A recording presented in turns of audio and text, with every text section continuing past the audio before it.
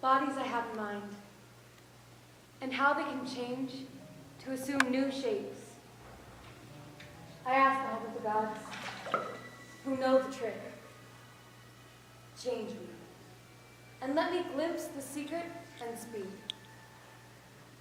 Better than I know how, of the earth's birthing, and the creation of all things, from the first to the very latest. Long before there was water and dry land, or even heaven and earth, all nature was the same, what we called chaos, with neither the sun to shed its light, nor moon to wax and wane, nor earth hung in its atmosphere of air. If there was land and sea, there was no discernible shoreline, no way to walk on the one way, swim and sail on the other. There was neither reason nor order, until at last a god sparked, glowed, and then shone like a beam of light to find the earth and the heavens, and to separate water from hard ground.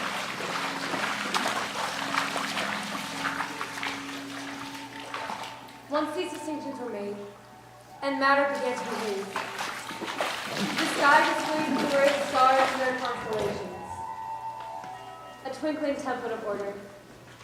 The sea upon which they shone quick with fish, and the woods and meadows with game, and the air with twittering birds, each order of creature settling into itself. A paradise, it would seem, except one thing was lacking: words. And so, man was born. He was born so that he might talk.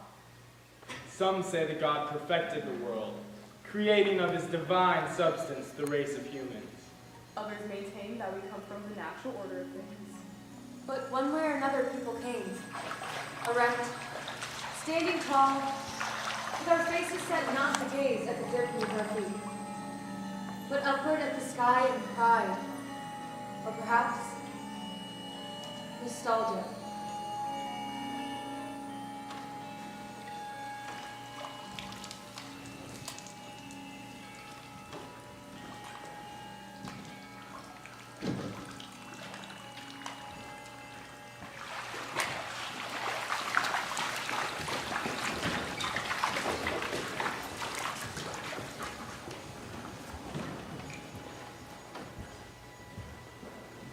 What would you do with all the money in the world?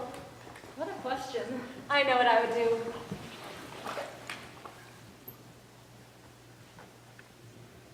Do you want to know what I would do? No. I'd never do laundry again, That's it? That's the big dream? among other things.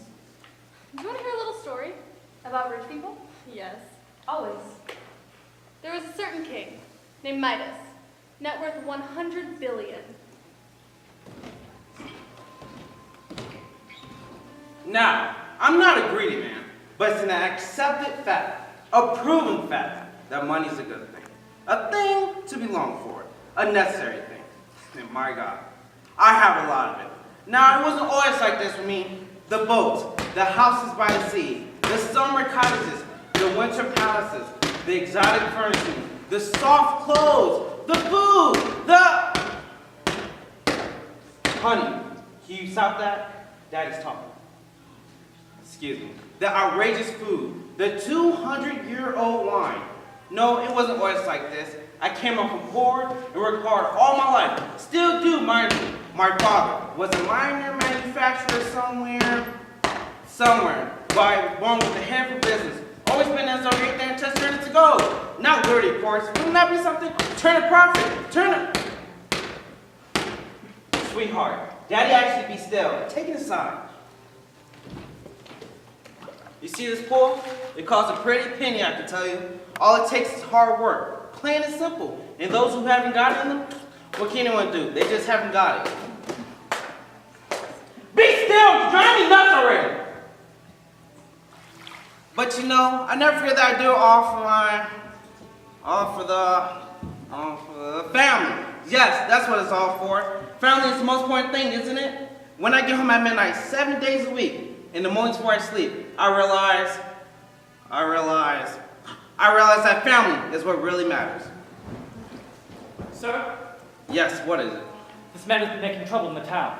We believe he's a vagrant, sir, of the worst, most drunken kind. Hello, King. What should we do with him? Nice place. Execute him? No need, no need. In my dash, I live in 3 sheets out to the wind. 3 sheets to the... What the hell are you talking about, King? I'm all rummed up. What happened last week at the feast? Let me tell you something. You know what? No, what? Let me tell you. Yes. Let me tell you something. Yes, all right. I've been all over the world. Oh, have you? Yes, I'm lost now, but I have been all over the place. How nice for you. You listening? Well, let me tell you, there is a country beyond this one where... How very fascinating. What if you excuse me? No, I strayed from the crowd and I'm lost now, but there is a country. Asia? Further. Africa? No! Further! Over the ocean! I've been there. Oh. King, I tell you, it's like a dream. A dream. I am telling you that in this place, the people, they see each other. And these people live without desire of any kind, and so time. There is no time. Just the blue sky above and the pretty moon at night. And they've got the meadows under their feet with the yellow flowers and... Well, thank you. This has been most entertaining. And the people live forever. What? They live forever. They never die. What, some earth have some? No. Something in the air, something to distill. I have sympathy, please. You know to bring it. No, it's... Yes? It's, is that your daughter? Go on, get it. Be different once in your life. Go on. You're rich indeed. Go on. Is it an animal? Even better if it's an animal. My God. We can bring him here. Don't worry, young man. I'll make sure you get No. It's an animal? What is it? What's the secret to eternal life? It's here. Some formula? You have the formula? No, it's here. What? And here. Oh, that inner life stuff. What uselessness. All right, then. Off you go. You make sleep like a banana. Thank you. For God's sake, someone turn him over. Turn him over before he drowns. Head fell, but when the rosy fingers of dawn crept in, Midas! Good Lord, who's there? It's Bacchus. I hear you have a follower of mine. A follower. Yeah. Solenus. He wandered from our group as we passed close to town, and I hear he's with you. Oh, the fellow in the cabana. Yes, take him. He's all yours. I'm glad you didn't turn him away, Midas. That you took care of him and made sure he didn't drown in his condition. And I'd like to present you with a gift. A gift. Some ability, a minor miracle, something to do at parties, Anything. anything at all. You promise. Yes, of course. Well, grant me everything I touch, turn into solid gold. That's a really, really bad idea. No, what you mean it's a bad idea? It's a brilliant idea. Think about it, Mike. No, you think about it. You gotta give for God's sake. Now follow through with it. All right, then. and from that moment on, everything he touched was solid gold. Wait a minute. Let me think where to begin. He went out walking and noticed that the gravel under his feet turned into little golden nuggets. He touched branches of trees and flowers, and he had gold branches and flowers. Almost insane with happiness that the whole of the world could be his personal treasure, he returned back to the courtyard laden with precious gold. Papa! No!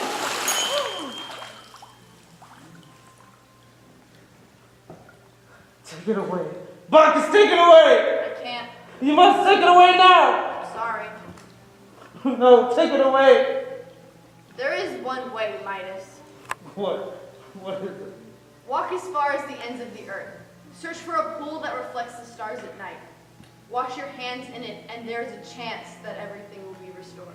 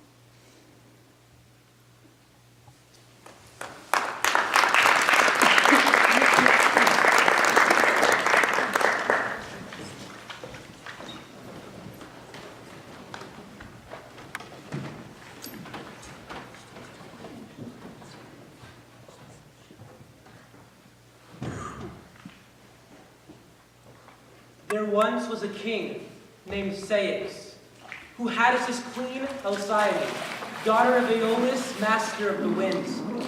These two adored each other and lived in a monotony of happiness. But nothing in this world is safe. It isn't true. It is.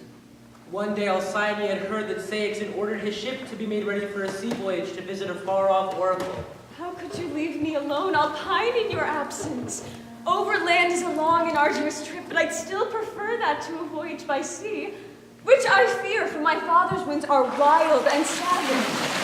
You think, as his son-in-law, you may get some special treatment. Not so. Once those winds escape my father's cave, those winds are wild and beyond anyone's control. As a girl, I've watched them come home exhausted and spent, and I've learned to fear them then. Now I am petrified. Surely, She said, if you die, my life is over, and I shall be cursed with every reluctant breath I draw. My love, I hate to choose between my journey and you, but how can I live this way? Stranded on shore, afraid, domesticated, diminished, a kind of lapdog. Take me with you at least, and we'll leave this earth together, which I fear much less than to be left a widow. In 2 months' time, I'll be back. No. I fear you won't. I know you won't. In 2 months' time. In that short time, you can be brave and endure the trial of waiting. She was hardly consoled, but she saw she could not hold out any longer in the face of his resolve. She allowed herself to be soothed and consented to his going. There were no more details left to be checked, no last-minute changes to make, and the men, arranged on their benches, were ready to row and go. He boarded and gave the sign, and then he turned to wave at her. She waved at him while the ridge of black water widened between the ship and shore. She gazed at him until he was no longer distinguishable, but still she could see the ship, and watched it as it receded to a smaller and smaller object. And then the whole hull was gone, and only the sails remained. And then they too disappeared. She gazed still at the empty and desolate blue, and then went to her empty bedroom to lie on the huge and vacant bed, and give herself over to weeping.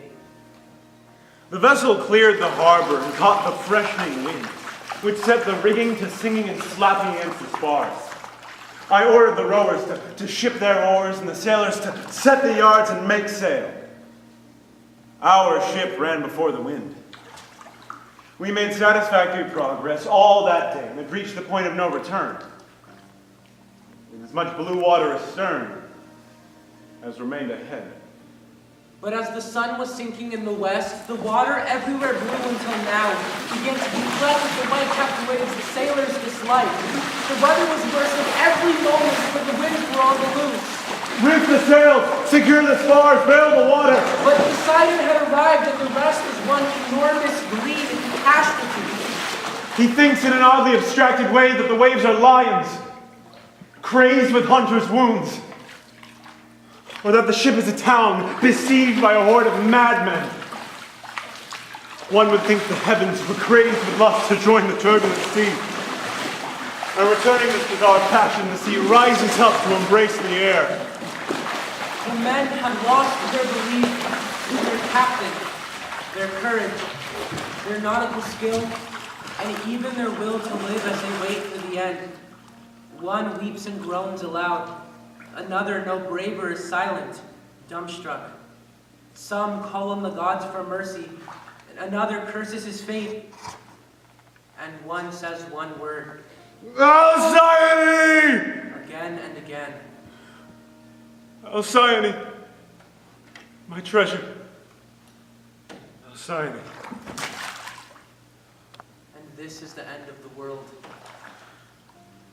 O gods, hear my modest prayer, that my body may wash ashore at her feet, and with gentle hands she may prepare it to be buried.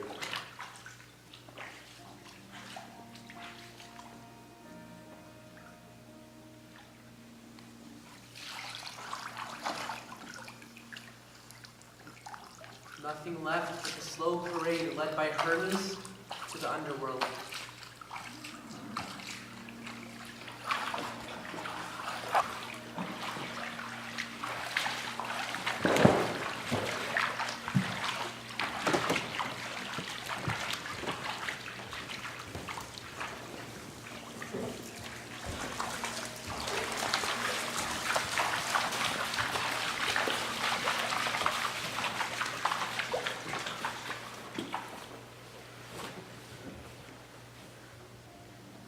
One, 2, 3, 4, 15, 16, 17, 18, 98, 99, 100.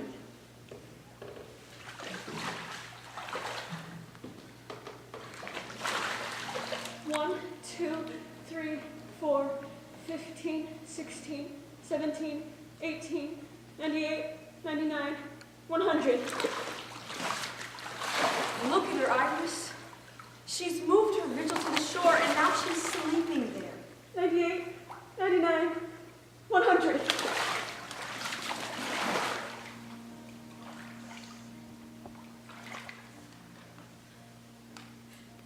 Sayx! Come home! I'm near now. I'm sleeping on the shore. It's not so far until you see me. This can't go on forever.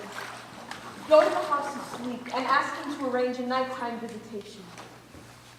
A dream that might show our Alcyone the sorry truth. Far off in remotest Campania, beyond where the Sumerians lived in their gloomy caves, is a deeper and even darker grotto, the home of sleep. In this place, the sun never can, even at midday, penetrate with the faintest beams. In that cloudy twilight, no rooster dares disturb the silence with his rude crowing. No dog or nervous goose gives voice to challenge the passing stranger, but an almost total silence fills the air. And at the heart of an almost painted stillness, the god himself relaxes, drifting in languor. Fragments of ill-assorted dreams hover over the ground in grand profusion, and like leaves, the trees have to let go to flow through the currents of air and fall into their gorgeous billows below. Hello? Into this strange and breathless place, Iris the rainbow intrudes. Oh, somnolent one. Somnolent one. Wake up! Huh? Mildest of all the gods, soother of souls, and healer of wearied and pain-wrecked bodies and minds. Iris, let me rest a moment.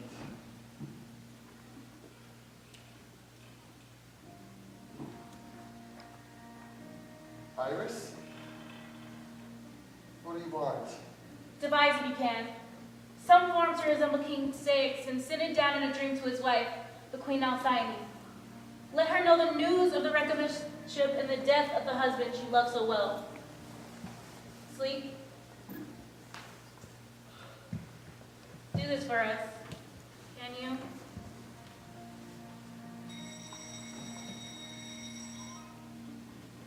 Farewell.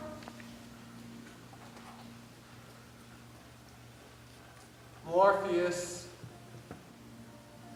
Morpheus! Come and change your shape to that of King Sayx. Go to his wife and tell her. Tell her he is dead.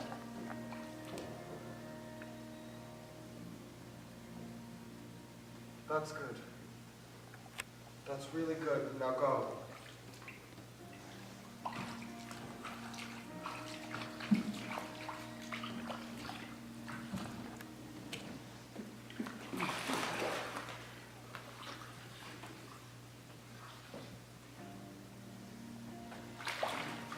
Sir, you seem like a seafaring man. Can you tell me, where is my husband Sayx? Have you seen him on the sea? When is he coming home? His ship is strong and unmistakable. Have you seen him? Sir! Do you not recognize me? Has death undone me so? No! Look at me. I charge you, look at me. No, I won't For your prayers have done no good, for I am gone, beyond all hope or help, forever. Go away! I am not some bearer of tales, but the man himself to whom it happened. Look at me, my little bird.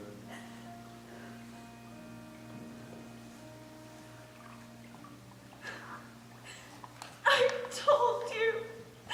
I knew it would happen, and I begged you not to go. I knew the day you sailed I had lost you forever. This ship, my hopes, and my life grew smaller all at the same time. You could have allowed me to go.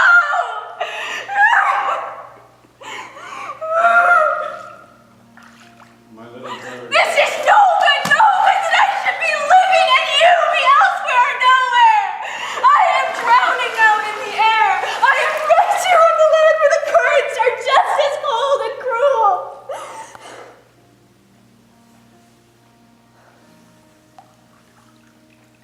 Get up from your bed. Put on your morning clothes. Wait, where are you going? No, take me with you. As wives supposed to go with their husbands. Lucina, give me your lantern. Say it! Come back! He was here. Where is he? All that night she searched the shore for her drowned dreamed husband, but she found nothing, not even footprints, only wave after wave of black water. When morning came, she raised her eyes to the horizon and remembered how she had looked on that other day. She remembered his last kiss, the way he turned the ship, could not bear it, and turned again to her.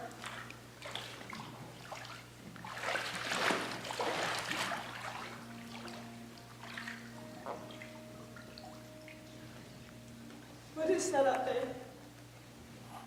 Oh, it is a man. Alas, poor sailor, for your wife and...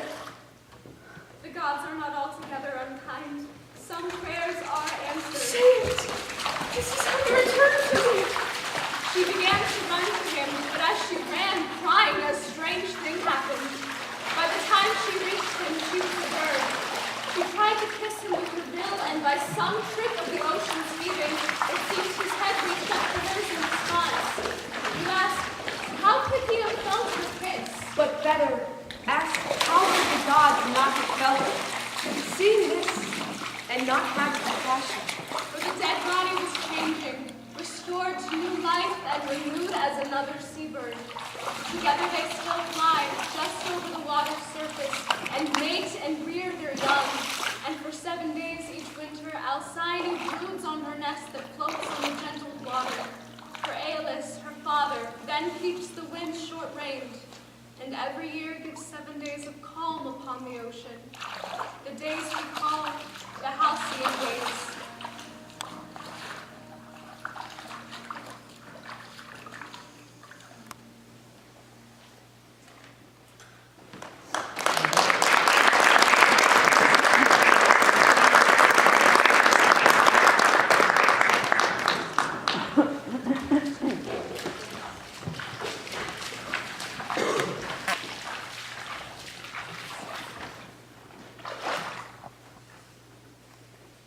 When you see a miracle like that, how can you deny the existence of the gods?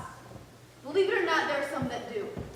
There was a man called Erysichthon who scorned the gods and refused to sacrifice on their altars or do them honor. Nothing was sacred to him. He only looked for the usefulness in things. One day, he found himself in a grove sacred to Ceres. Cut it down. Sir, that tree is centuries old.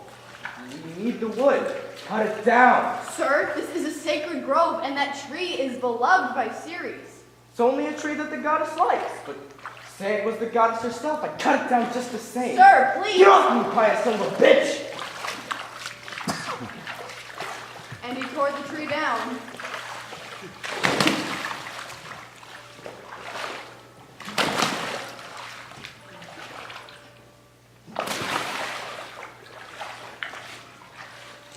Sir, Who is that? in the spirit of the tree itself speaking.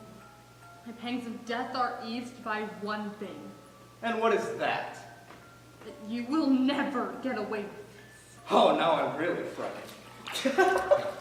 But the goddess Ceres heard the cry of her shriek, and her mind immediately began to move upon torments that she might inflict. Oriad! Yes? There is a place in far-off Scythia. Nothing grows there. No wheat, no grass, no trees. There you'll find huddled together cold, fear, and gaunt hunger. Tell Hunger I command her to visit this brood and establish a home for herself in his belly. I give him to her as a toy. I will. I would go myself, but it's forbidden for Hunger and me ever to meet. Oriad flew off to the Caucasus, a bleak and nightmarish region. There in a field of stones crouched Hunger, pulling from between the rocks with her teeth and filthy fingernails some tiny bits of moss. Her hair hung down in lank and matted locks. Her eyes were sunken and circled. Her lips slack and cracked. The vaults of her ribs stuck out as did every bone in her body. One could count the knobs of her spine. Hunger? Ceres commands, or rather permits you. Yes? To go to Erisichthon and... Yes? And never to leave him until he is finished. Gladly. Hunger crawled through the air to the house of the victim. As she flew overhead, fields withered and men starved. The birds scattered from her path too big to fly. It is night when she arrives at Erisichthon's home and hurtles through the halls till she finds him sleeping in his room. She wraps cadaverous arms around him, in an embrace as strong as love, but quite the opposite of love. She breathes her spirit into his spirit, and he begins to dream. Pastries, cheese, grapes. He waits, Bring me something to eat, anything, I'm starving. but he can't wait to be served. He begins to eat everything in sight, meal after meal after meal after meal. But he can't shake this hunger. More, I need more to eat. Baked shrimps and marshmallows, salami and ice cream, liver and donuts, everything in every possible combination. Even as he eats, he's planning other menus and complaining of his hunger. Just as the ocean ingests the water from the rivers of the world, but still is never filled and remains thirsty and loves more and more forever. So he calls out for more. Enough, it isn't enough. His gorging empties the larder and strawberries. The warehouses and wines of the city. His hunger is unabated. What is left to sell?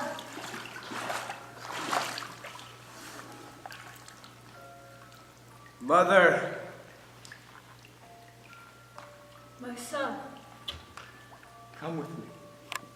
Now, this part is true, though you may not believe it. His hunger led him to sell his poor, his darling mother.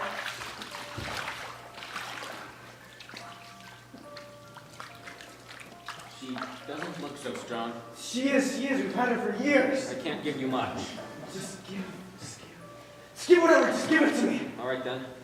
With the few coins he received, he ran home to eat. Riding the boat behind her new masters, Erisichthon's mother leaned over the hull and prayed to someone she once knew. Poseidon, if you remember me, come and save me now.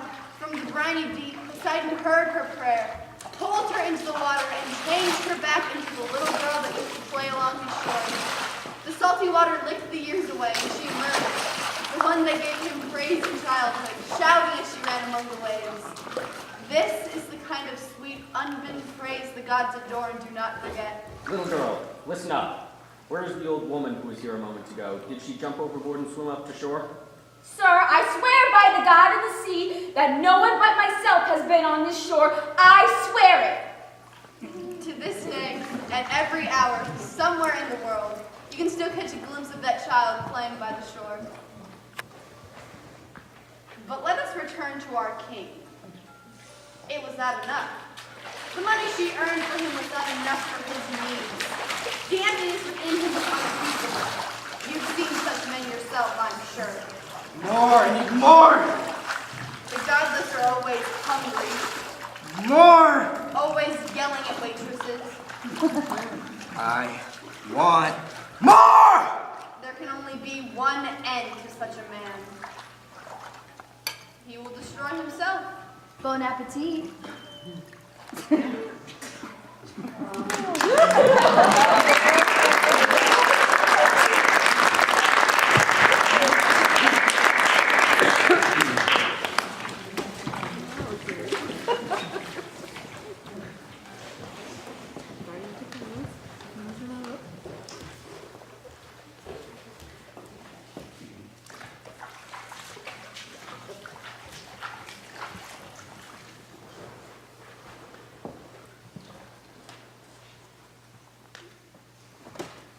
You've heard of Orpheus, the greatest musician of all time, and his bride, Eurydice.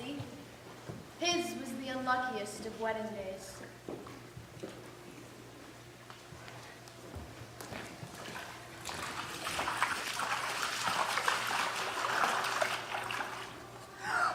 No.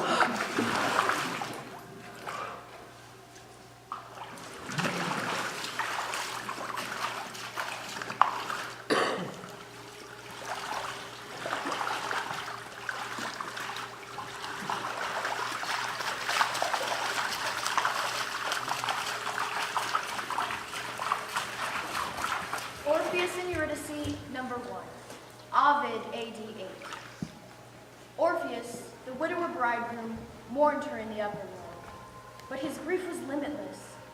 Inconsolable, desperate, he left the warmth and sweetness of our air and dared descend to the river of Styx and crossed it to the underworld. Through that dim domain, with all its shimmering, varied ghosts, he passed until he arrived at its melancholy heart, and he found his king lying with Persephone. He knelt before them, drowning in his grief.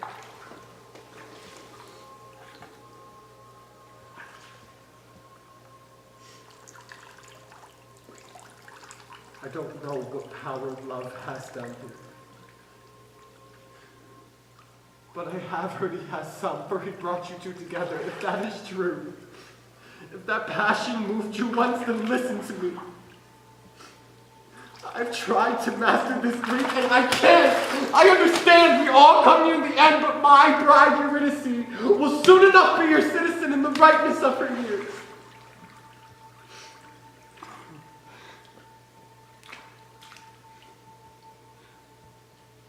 I'm asking for a loan, not a gift. If you deny me, one thing is certain. I want you to keep me here as well. As Orpheus spoke, the pale phantoms began to weep. Tantalus was no longer thirsty, and Sisyphus sat up on his rock to listen. Orpheus, stand up.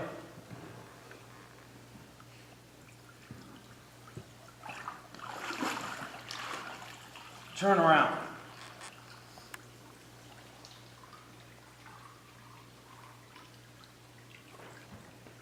Eurydice.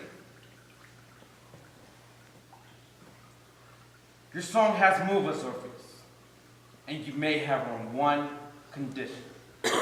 As you ascend and leave this place, you must not, until you pass our gates, turn to look at her. If you look at her before you reach the sunlight, she is ours forever.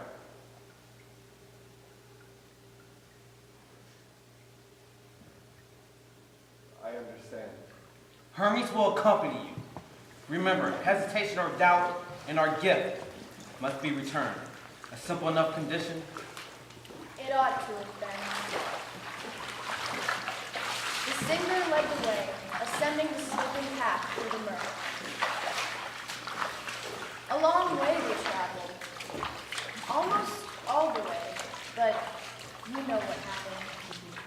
Concerned for her, or not quite believing it wasn't a cruel delusion, a dream, or a mirage, he turned. Farewell! That was his last sight of her, but he saw it again and again. Farewell!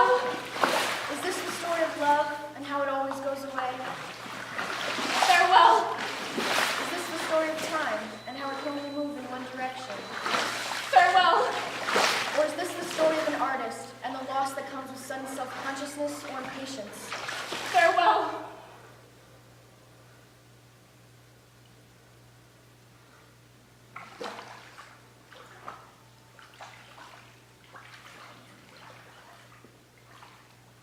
Orpheus and Eurydice, number 2. Rainer Maria Rilke, A.D., 1908. I said to myself, they had to be behind me. Said it aloud and heard it fade away, they had to be behind me. But their steps were so soft. If only I could turn around just once. But looking back would ruin this entire work, so near completion. Then I could not fail to see them. Those other two that followed me so softly. The gods speed in distant messages, a golden crown with a shining eyes, and a slender staff held out in front of him, and little wings fluttering at his ankles. And on his left arm, barely touching it, she. A woman so loved that from one lyre there came more lament than from all lamenting women. And that a whole world of lament arose, in which all nature reappeared. Forest and valley, road and village, field, stream, and animal. And that around this lament world, even as around our other earth, a sun revolved, in a silent, starful heaven, a lament heaven with its own disfigured stars. So greatly was she loved. But now she walked behind the graceful god, her steps constricted by the trailing grave clothes. Uncertain, gentle, and without impatience. She was deep within herself, like a woman heavy with child, and did not see the man in front or the path ascending steeply into life. Deep within herself. Being dead filled her beyond fulfillment, like a fruit suffused with its own mystery and sweetness. She was filled with her vast death, which was so new that she could not understand that it had happened. She had come into a new virginity and was untouchable. Her sex had closed like a young flower at nightfall, and her hands had grown so unused to things that the god's infinitely gentle touch of guidance hurt her, like an undesired kiss. She was no longer the woman with the blue eyes, who once had echoed through the poet's songs. No longer the wide couch of scent and island, and that man's property no longer. She was already loosened like long hair, poured out like fallen rain, shared like a limitless supply. And when abruptly the god put out his arm to stop her, saying with sorrow in his voice, He has turned around. she could not understand and simply answered, Who? Far away, dark before the shining exit gates, someone or other stood whose features were unrecognizable.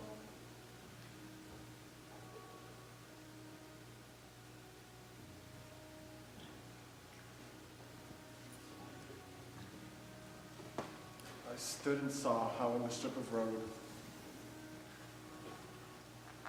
among the meadows, with a mournful look, the god of messages turned to follow the small figure.